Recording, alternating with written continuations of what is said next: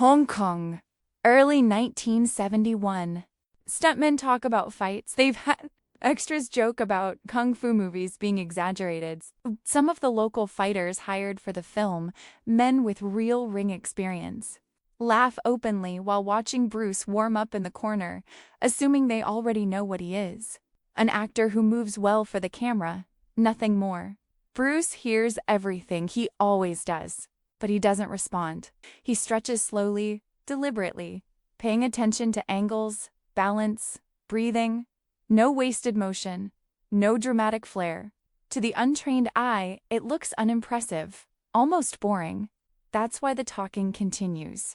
Fighters lean against props, arms crossed, exchanging smirks. One mutters that no one moves like that in a real fight. Another says speed only works when the camera helps you. Their voices aren't aggressive, just dismissive. The casual arrogance of men who believe experience automatically equals understanding. Then Bruce steps onto the set. There's no announcement, no command for silence. He simply begins rehearsing a short sequence meant for the day's shoot. Nothing complex. No flying kicks, no theatrical pauses. Just footwork, positioning, timing. At first, the chatter continues. But within seconds, voices start dropping. Not because someone told them to stop, but because attention is being pulled without permission. Movements that seemed ordinary off to the side now look different when centered in space. Distances close faster than expected. Angles appear and disappear before the eye can track them. One of the fighters mid-sentence trails off without realizing it. Bruce repeats the sequence. Slightly faster. Still controlled.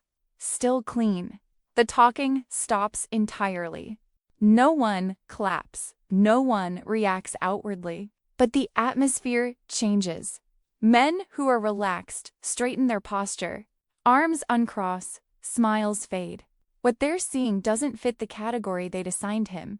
It's not choreography. It's not performance. It's not aggression. It's precision. And precision at that level is unsettling because it implies consequences. For the first time that morning, the set is quiet. Not because it was ordered to be, but because everyone is instinctively paying attention. Bruce finishes the movement and steps back, calm, breathing steady. He doesn't look around to see who noticed. He doesn't need to. The silence tells him everything. If you're enjoying these stories and want to uncover more moments and lessons inspired by Bruce Lee's philosophy, take a second to subscribe and leave a like. There's much more ahead. The silence doesn't break when the assistant director calls for positions. If anything, it deepens. The fighters who had been joking minutes earlier now watch Bruce from the edges of the set with a different expression, not admiration, not fear, but recalculation. They're trying to place what they just witnessed into a framework they understand. Ring experience, street fights, gym wars, sparring sessions. None of it quite matches. Bruce didn't move like someone trying to win a fight. He moved like someone who already understood where every exchange would end before it began. That distinction matters, even if they can't yet explain why. When rehearsal resumes, Bruce is asked to slow things down. Not for safety, for visibility. The camera can't clearly capture what's happening when he moves at his natural pace. Strikes blur. Transitions vanish between frames. The director gestures, asking him to make it read better. Bruce nods without argument and adjusts, stretching moments that would normally take a fraction of a second into something the lens can understand. The fighters notice this too. What looked fast before now looks almost restrained, but the underlying sharpness doesn't disappear. If anything, it becomes more obvious how much is being held back. Between takes, one of the local fighters steps closer, pretending to check a prop. He watches Bruce's feet, then his hands. Then the way his weight shifts before movement even starts. Another joins him. No jokes now, just observation. They whisper to each other in short phrases, pointing out details they didn't see at first. How Bruce never crosses his feet. How his balance never breaks. How his shoulders stay relaxed even during explosive movement. These are men who know what tension looks like, what panic looks like, what effort looks like. And this isn't it. Later, during a brief break, someone finally speaks up. Not loudly, not as a challenge. Just a simple question, almost respectful. Is that Wing Chun? Bruce answers without ego.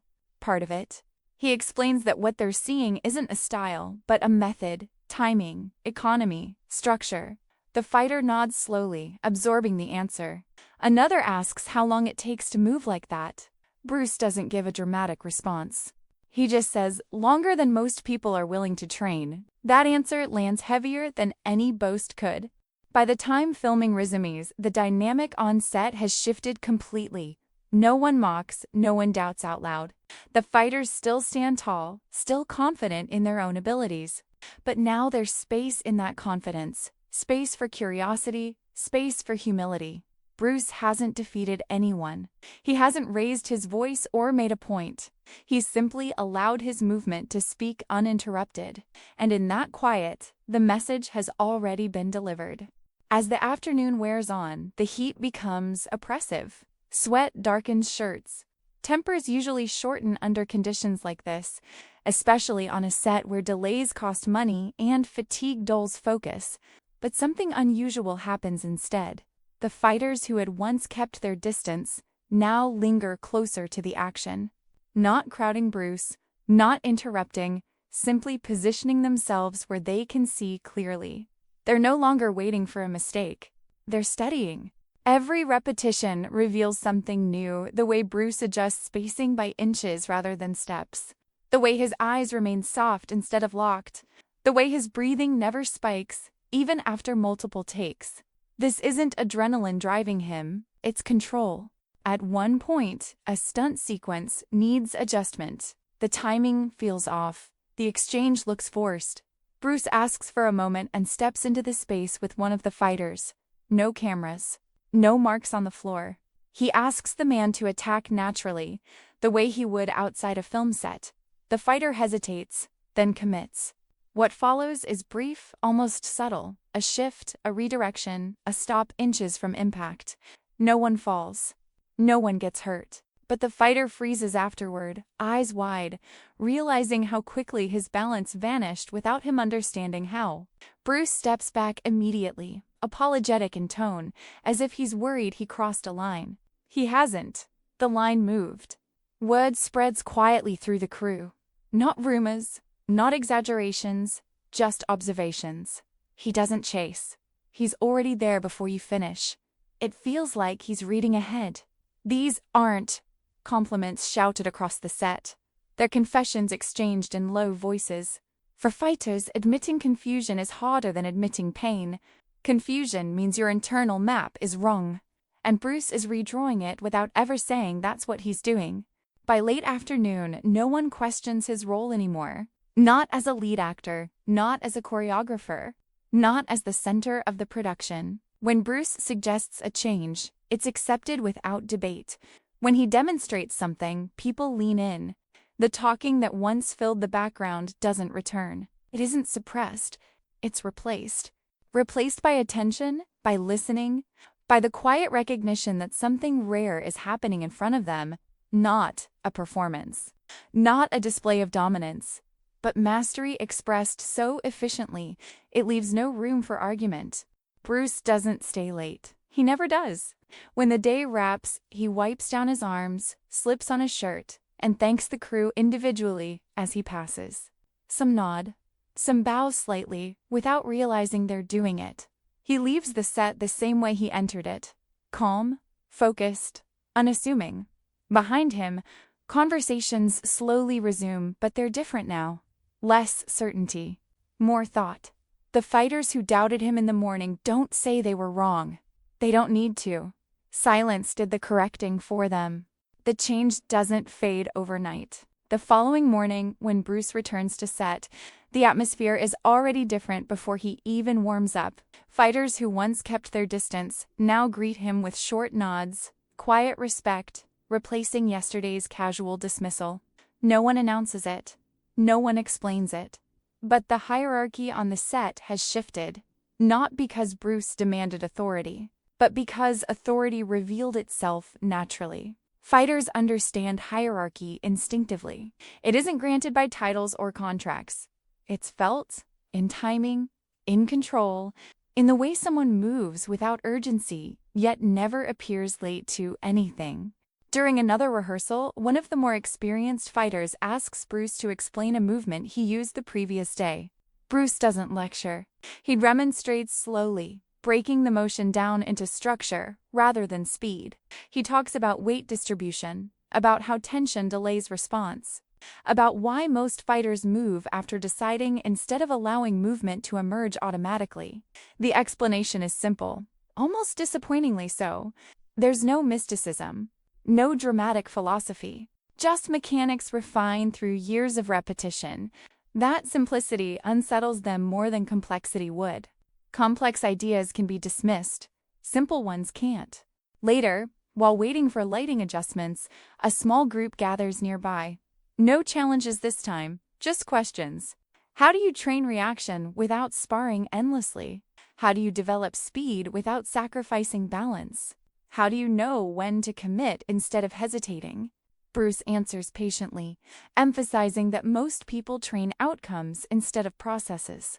They chase power, speed, toughness, but neglect sensitivity, positioning, awareness. He explains that real efficiency isn't about doing more, but about removing what isn't necessary. Each answer lands quietly, but deeply, because it contradicts years of habits without insulting them. What stands out most is what Bruce never does.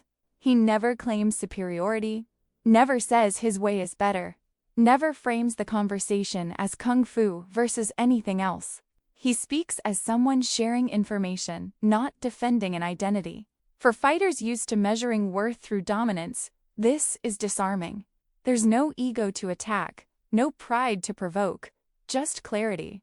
And clarity, when backed by undeniable skill, is impossible to ignore. By the end of the day, the fighters who once doubted him have stopped comparing him to other actors, other martial artists, other styles. They've stopped categorizing him altogether. Bruce Lee no longer fits into any familiar box. He's something adjacent to fighting, adjacent to performance, closer to principle than technique. And that realization carries weight. Because principles don't fade when circumstances change. They adapt. As Bruce leaves the set again, the silence follows him, not the awkward silence of uncertainty, but the respectful silence of people who know they've witnessed something they can't easily replicate. By the final days of filming, the shift is complete. What began as skepticism has quietly transformed into something deeper than admiration, recognition. Fighters who once stood apart now move in sync with Bruce during rehearsals. Not because they're copying him, but because they've adjusted their awareness. Timing improves, movements become cleaner, mistakes happen less often. Not because Bruce is correcting everyone, but because his presence has altered how the entire set functions. Efficiency spreads, waste disappears. People stop forcing moments and start letting them happen. During a long setup delay, one of the fighters finally puts words to what many have been thinking. He admits that he expected Bruce to rely on speed alone, something flashy that would eventually fail under pressure. Instead, what he saw was restraint, the ability to stop, redirect, and disengage at will. Bruce listens, nods, and responds with a thought that lingers long after the conversation ends. Speed without control is noise, but control with speed becomes silence. That silence is what they felt on the first day when the talking stopped. Not intimidation, not fear, awareness arriving all at once. As the big boss nears completion, Bruce never references that first morning again. He doesn't remind anyone how opinions changed. He doesn't revisit the doubt that once surrounded him. There's no victory lap. For him, the goal was never to convince. It was to work honestly, move honestly, and let reality do the rest. Fighters understand this instinctively. In their world, the most dangerous people are rarely the loudest. They're the ones who don't need to announce themselves. When the film wraps, some of the fighters approach Bruce privately. They thank him, not for proving them wrong, but for showing them something they didn't know they were missing. A different way of thinking about movement. about training, about stripping away excess until only what works remains. Bruce accepts the thanks without ceremony. He reminds them that learning never ends, and that certainty is often the first obstacle to progress. Years later, stories circulate about that set. Details blur, as they always do. Some exaggerate, some simplify, but the core remains unchanged. During the filming of The Big Boss, Bruce Lee didn't silence doubters by force. He did it through presence, through precision, through a level of control that spoke louder than any argument ever could. The fighters didn't stop talking because they were told to. They stopped because in that moment, there was nothing left to say.